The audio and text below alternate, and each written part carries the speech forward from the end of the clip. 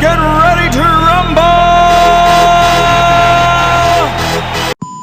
What up, y'all? Welcome to another Throwdown Thursday. NBA Finals are over, but we still got NFL and college football. Let's go ahead and recap last week's NFL action. All right, so in the Thursday night game, the Bears took down the Bucs. The Buccaneers came off to a good start, but then the Bears ended up somehow pulling it out. They still don't look that great on offense, even with Foles in there, but the defense is playing good. We definitely have to give them a bump in the power rating after taking down the Bucs in an upset. So whenever a team gets upset, I like to knock them down a full point if they're the favorite. So we're going to go ahead and knock the Bucs down to 4.5. Bears, on the other hand, are 4-1. I had them down here in the poop group, but I mean, at 4-1, I can't really keep them there anymore. With the upset, I'd probably only usually give them a 1-point bump, but I got to go higher. So we're going to put them up to a whole full point. I'm not too optimistic on the Bears moving forward, but at this point, they've earned it. So Panthers took down the Falcons, in which was pretty much a pick'em game. Panthers are better than advertised. Teddy Bridgewater is solid. Robbie Anderson is a sneaky, under-the-radar playmaker that's been putting up numbers pretty much every game. Even with Christian McCaffrey out, they still seem like a tough team. They're not the same defense that they used to be with Kuechly, but they've been doing a really good job stopping the pass. Their weakness is their run defense, but when you're playing the Falcons, it doesn't really matter. And the Falcons, on the other hand, well, Dan Quinn bites the dust as the second coach fired in the NFL. Hey, better luck next year. Bump the Panthers up a half point for getting the cover. Falcons, they lost their coach. They look terrible. Even though it was pretty much a pick'em game, I got to knock them down even farther. They look terrible. We're going to go ahead and put them with the Bengals and Broncos. And Raiders pull off the upset against the reigning champs, the Chiefs. Raiders can definitely play offense. Their defense is still suspect. Doesn't look like it's going to get better all year, but they figured out how to slow down Mahomes enough to score enough points to get ahead of them. Chiefs had a statistically good defense going into this game. It seems like out of nowhere, though. I don't know where their talent is on defense. I mean, they're definitely a team that has to outscore people. So with the Chiefs not going to go too crazy, we're just going to knock them down half a point. I mean, they've still proven to be the best team in the league until they hit like a terrible rut or whatever. But they still have Patrick Mahomes. And we had the Raiders right below average. And getting an upset like that, we're going to flip them to right above average. Cardinals just strolled through the Jets. I mean, like I said last week, I don't know why I don't bet against the Jets every week. This franchise is just, ugh. I would bump the Jets down further. I mean, plus 10's pretty low as is. If they get blown out again, I'll probably start having to dip them even farther. But, God, it's already low. And the Cards, they more than got the cover. I'll go ahead and give them a half-point bump at 3-2. Steelers pull away late from the Eagles. The Steelers went up early quick, and then the Eagles came back, and then the Eagles just couldn't stop them. They just kept scoring. Credit to the Eagles for getting 29 on that defense. Man, I think that defense is absolutely nasty. So we'll go ahead and knock the Steelers up to 7, and the Eagles are headed back down to the poop group. The Rams still look tough. Beating Washington, not a big deal. Now that Alex Smith is back, maybe this offense can get a little bit better, but it almost seems like it doesn't matter who their quarterback is. They want their quarterback dead for some reason. I mean, seriously, they do not block at all. So the Skins look really bad. We're going to go ahead and drop them down to 8. Rams with a solid victory. Going to go ahead and give them that half-point bump for getting the cover. Speaking of teams that can't protect their quarterback, the Bengals, Joe Burrow, I just pray for his soul that he makes it through the season. Ravens took care of business. I'm not going to give him a huge bump for, doing that to the Bengals who can't protect their QB, but still look good, still look solid, exactly what we expect from them. Going to put the Ravens back up even with the Chiefs. We're going to give the Bengals a bump back down. Texans get it together after getting their coach fired. That's kind of classic when the coach gets axed. The team tends to play well for a little bit. We'll see how long that holds up. Another offensive line that isn't spectacular, and they just don't really have much talent. J.J. Watt is just not the same player that he used to be with all the injuries. And the Jags look more like the Jags every week. They can't stop anybody. So you have the Jags down with the Skins and the Giants. Texans will go back up a little bit for getting the cover. Out of nowhere, the Miami Dolphins just put it to the 49ers. Absolutely put it to them.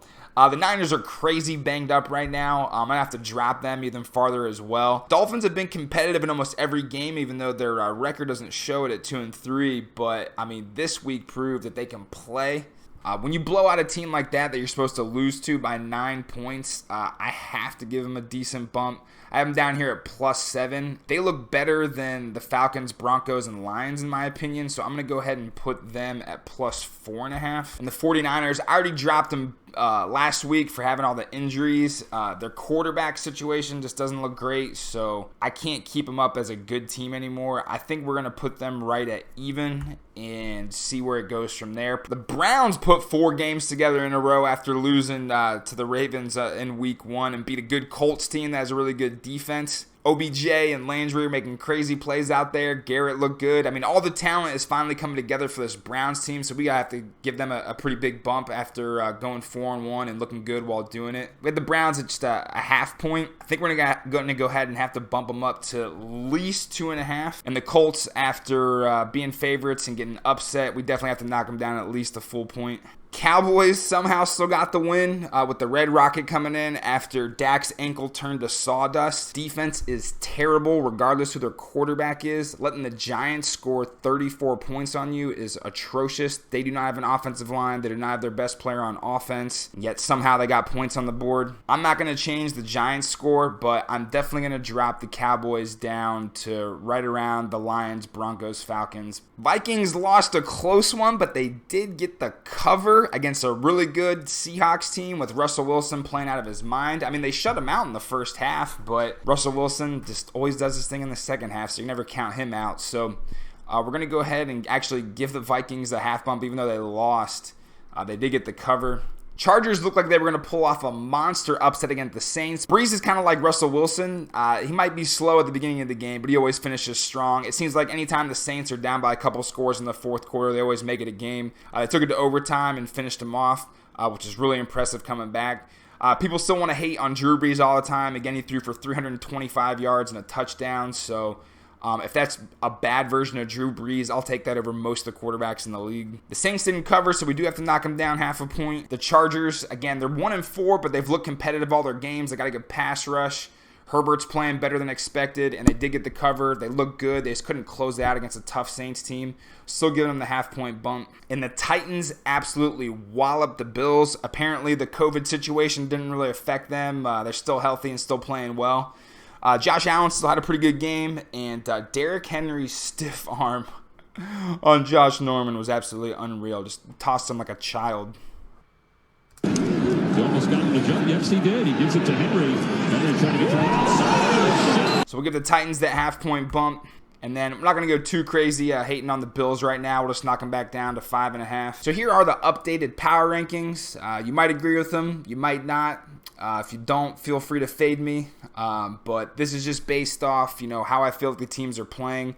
Obviously, the sample size of 5 games isn't that many.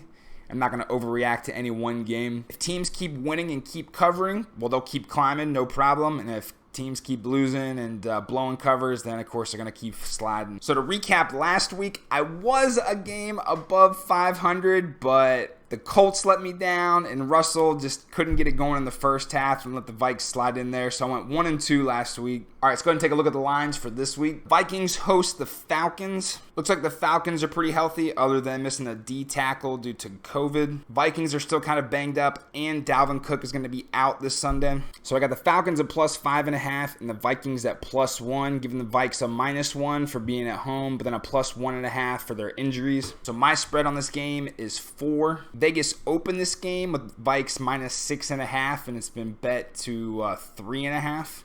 That line's pretty much spot on, so probably going to stay on that one. I have no reason to want to bet on the Vikings or the Falcons right now. The Vikings have been pretty solid on offense. Their wide receiving core is solid. Their rookie Jefferson has been a playmaker. Kirk's been really inconsistent. He makes a lot of great plays sometimes and then just absolutely folds sometimes. Both these defenses are terrible, and the Falcons are a straight dumpster fire. Next up, we got the Titans hosting the Texans. Houston has a few players on the IR, but they've been like that. Titans seem to be pretty healthy since it seems like they've had so much time off.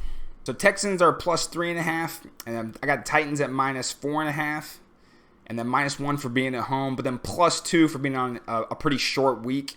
It's almost like playing like on a Thursday night game, except for the other team actually has more rest. So I'm knocking down the Titans too. So my spread on the game is still a touchdown. Vegas opened up at -4.5, but then dropped it down to -3. Definitely going to be looking at the Titans. I do feel kind of uncomfortable taking them on a short week, but the Titans look really good. I mean, they made the playoffs last year. They've pretty much picked up where they left off this year.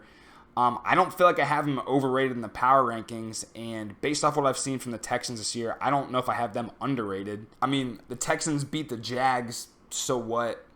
I'm probably going to be looking at the Titans this week. Hopefully the short week doesn't affect them. Next game, we got the Eagles hosting the Ravens. Ravens seem pretty healthy. Eagles has their whole team in the emergency room. So I got the Ravens at -9.5 and the Eagles at +2. Got -1 for being at home, but another +1 for their injuries. So my spread on the game is Ravens -11.5. Vegas opened up this game at 7. It's already moved up to 8 or 9, depending on where you're looking at. Again, I typically don't like taking big favorites on the road in typical circumstances, but with this year and COVID and no fans being in the stands, the home field advantage isn't the same as what it was. I have no problem betting on the Ravens. They've looked great other than the Chiefs game. The Eagles look like Wentz seems like a decent player, but he keeps making bad turnovers, and Eagles defense doesn't look like it could stop anybody. I think those injuries are catching up to him. So I'll definitely look at the Ravens this weekend. Next up, we got the Colts hosting the Bengals. AJ Green's questionable. Defensive end Hubbard is out. A couple other players on the IR. Colts tackle is still out. Darius Leonard is questionable. A couple other guys still on the IR.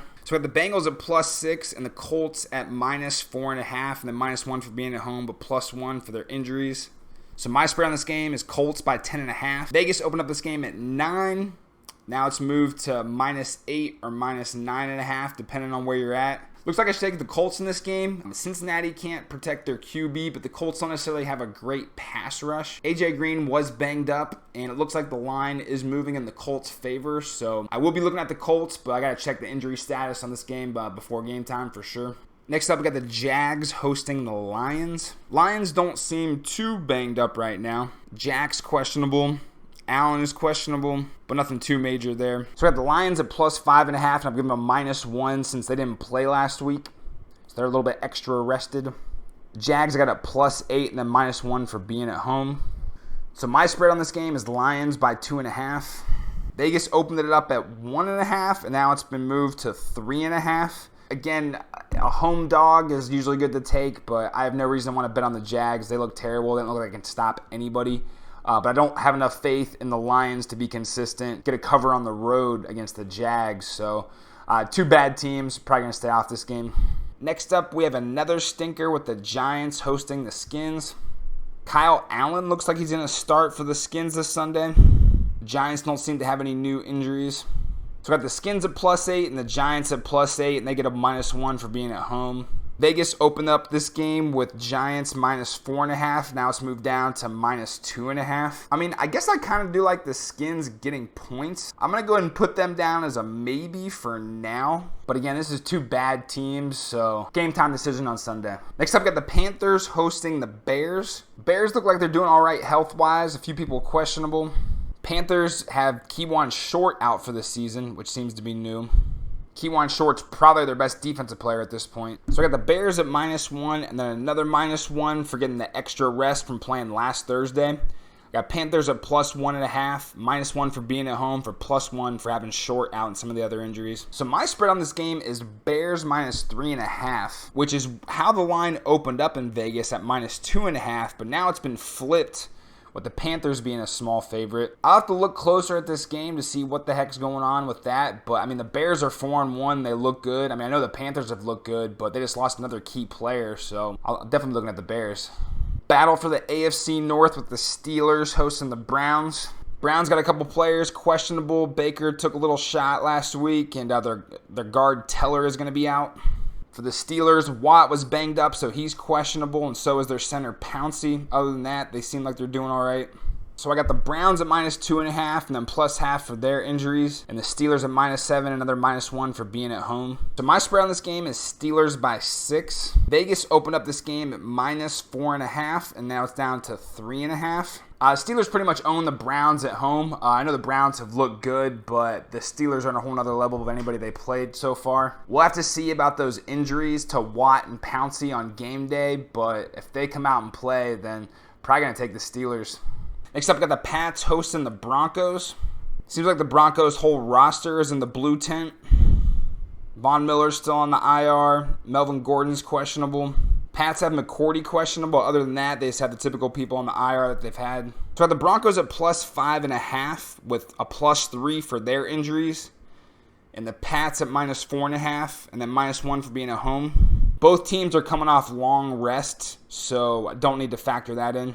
So I got this spread at 14. Vegas opened up at -9.5, and it's still there some places, and then it's -10 in some places as well. I know that's a big spread with the Pats, and in the past when they had Tom Brady, I had no problem betting on Brady for those big spreads. I feel like Josh McDaniels will be able to help drive Pats down the field, and Cam's going to be the one able to punch it in. Broncos weren't going to be a good team at all anyway, and they have a million injuries, so even though it's a monster spread, I'm still going to look at taking this on Sunday. Next, we got the Dolphins hosting the New York Football Jets. Flacco is going to be the starter for the Jets. They have a bunch of people on the IR and questionable.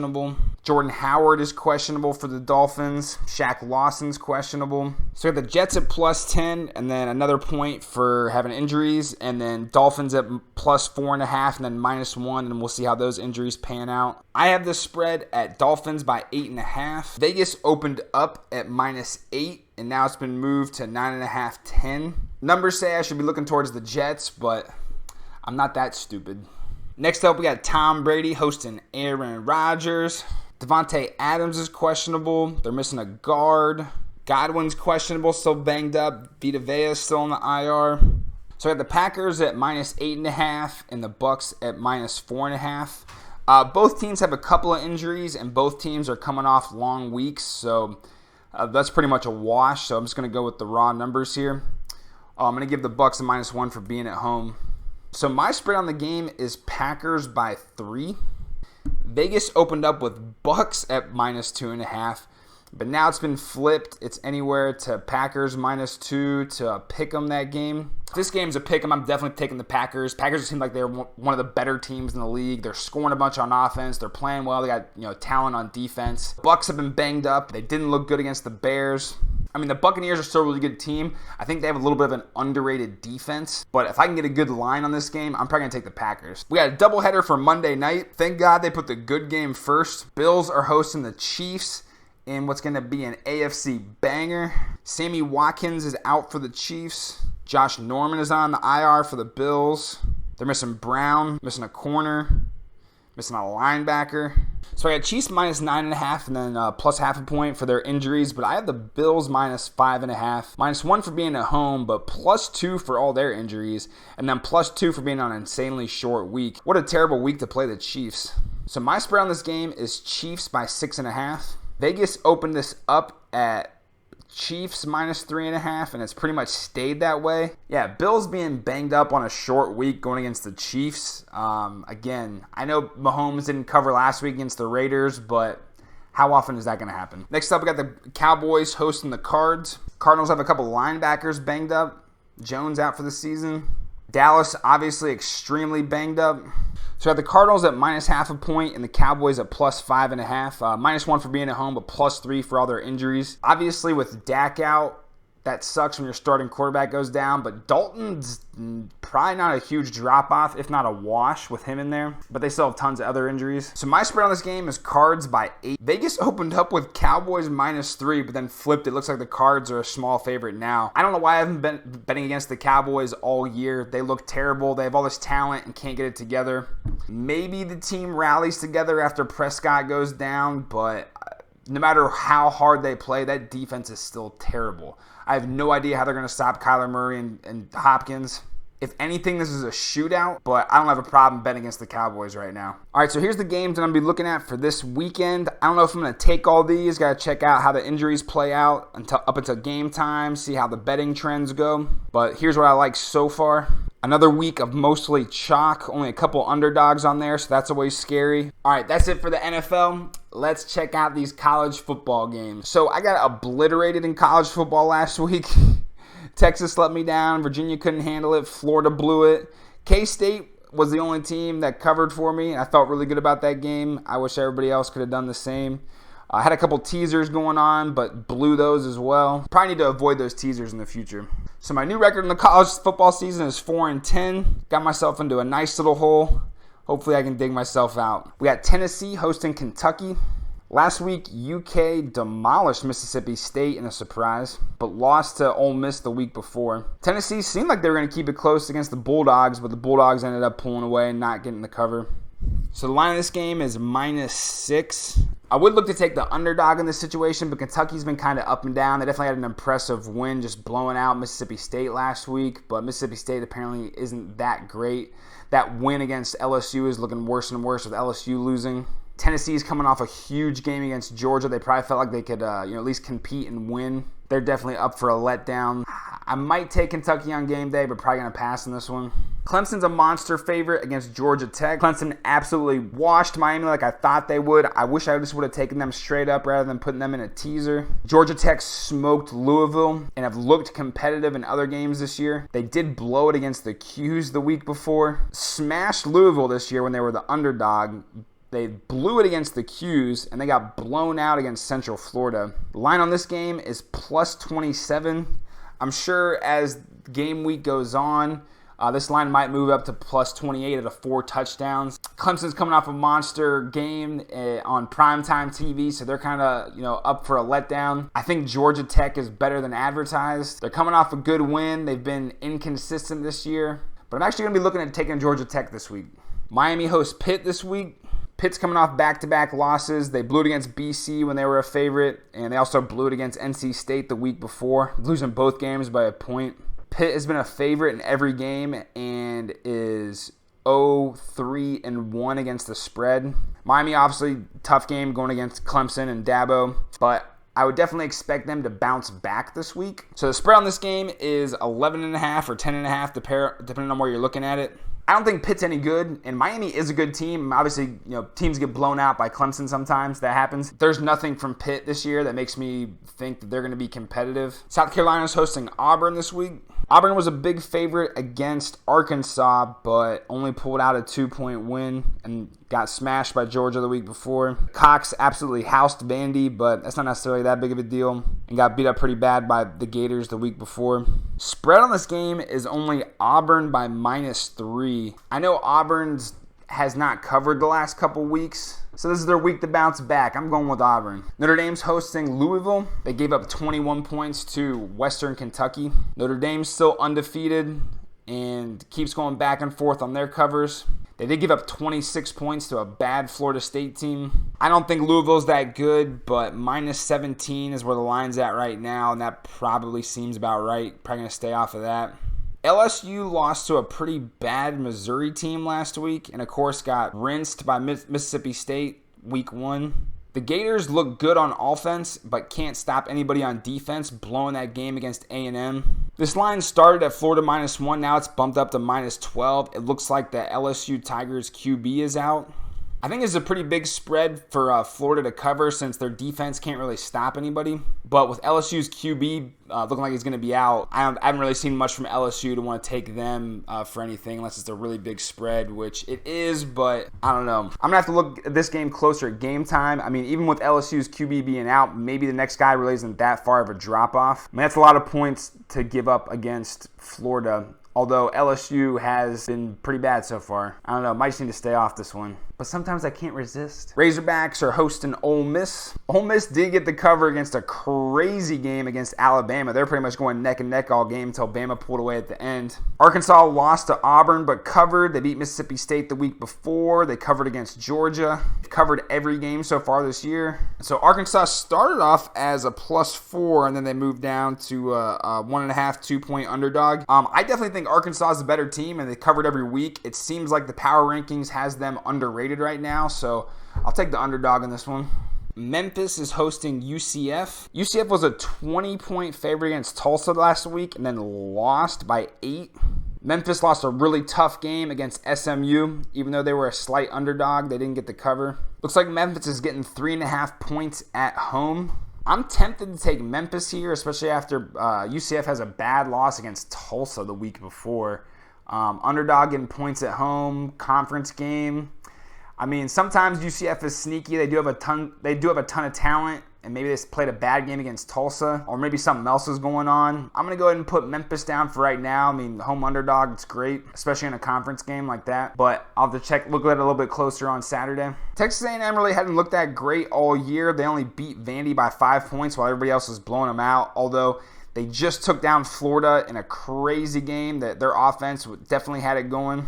Mississippi State, on the other hand, looked good week 1 against LSU, but for some reason can't get it together against Arkansas and Kentucky. I mean, I know LSU has kind of fallen off from last year, but they still got to be better than Arkansas and Kentucky. The spread on this game opened at 4, but now it's Texas A&M by a touchdown or 6.5 some places. Pirates let me down 2 weeks in a row, so I'm not betting on him this week. A&M, they just don't have a good defense either, even though they can score a lot on offense. This game looks like it's going to be a shootout. Probably going to take the over in this. I'll have to look closer than that on Saturday. And then the game of the season, Bama hosting Georgia. Bulldog Pride versus Roll Tide. All right, so Georgia's covered the last 2 weeks. They smacked Tennessee. They smacked Auburn. Bama played a crazy game against Ole Miss. Their defense is not the same as it used to be. So Bama is a 6.5 point favorite, or 6 depending on where you get it at. It hurts me to say this, but I think I'm going to have to break the golden rule and actually bet against Alabama. I know last week and the week before I said always bet on Alabama. This Georgia team looks freaking good. And if anything, their defense looks really good while Alabama seems like they're still trying to figure it out. Really, it's probably should be a pick 'em, and Georgia's getting points. The one thing Bama has going for them is the game is at home, and down in Alabama, they don't care about COVID, so the stadium's probably going to be packed. Regardless, I'm taking the points. I'm looking at Bulldog Pride this week. Regardless what happens, it's going to be an absolute entertaining game to watch. This is what we've been waiting for all college football season. I know ESPN likes to hype up a lot of these games on TV, but usually they're blowouts just like Clemson Miami was last week. But this should be a banger. All right, that's it for college football this week. Let's see what else is going on. Looks like the Tyson-Jones fight is still same. The last time we checked it, Tyson's a 2-1 favorite. Jones is getting plus 150. Again, my thoughts on that are I don't know who's going to win. You're not going to see the Tyson of old. You're not going to see the Jones of old. You're just going to see old Jones and Tyson. In a situation like that, I guess the best bet's on the underdog. But we'll stay tuned on this line and see how it moves. Odds to win Big Brother. We got Cody at minus 125, Enzo at plus 180, Memphis at plus 375. Wait, this person's name Memphis Garrett. We got Christmas Abbott. These names are hilarious. Plus 1,000. And Nicole at plus 1,000. I know nothing about Big Brother, but I'm glad they set lines like this. This is hilarious. If you are a Big Brother fan, please, in the comments, let me know who do you think is going to win. Looks like the Democrats keep sliding up as a bigger favorite inch by inch every week. They're minus 210 right now for the national election. Republicans are plus 155. I mean, it's basically Biden versus Trump. Some states that are going to be close are Arizona, Florida, Georgia, Iowa. Michigan's relatively close. North Carolina, Ohio, and AOC and Biden are still the front runners for the Democratic candidate in 2024. AOC seems like a bad bet. Biden is even a slighter, bigger favorite. After the last time we looked, he was an 85% chance to win. Now he's 87%.